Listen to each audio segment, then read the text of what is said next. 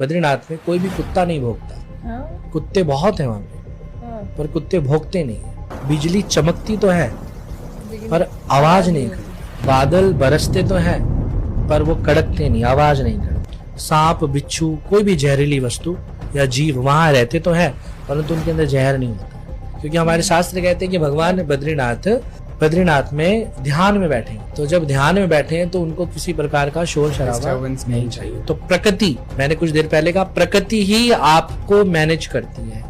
तो प्रकृति को पता है कि ये जो नारायण है, बद्रीनारायण भगवान है, ये ध्यान में बैठे हैं, तो इनको आप भी किसी जंगल में जाकर ध्यान में बैठ जाएंगे, आपके सराउंडिंग एरिया पूरा का पूरा अपने आप ही सिक्योर होता चला जाएगा। यानी वो प्रकृति जो परमात्मा है वो अपने आप ही आपका रक्षा कवच बन जाएगा। आपको कुछ भी करने की आवश्यकता नहीं।